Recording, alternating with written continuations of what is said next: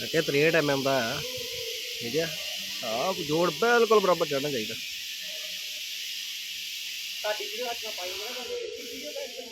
ਭਾਈ ਮੈਂ ਪਹਿਲਾਂ ਖਾਣਾ ਨੂੰ ਲਗਾਈ ਪਰ ਜਾਂ ਗੁੱਡ ਕੱਟ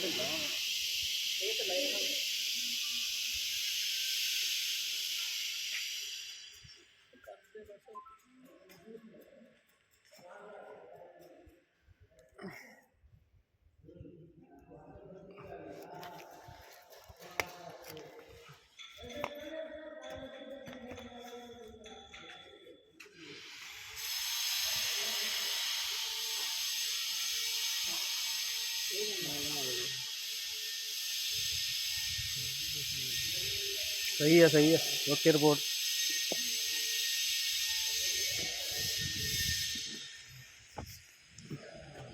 नो रिंग इनसाइड।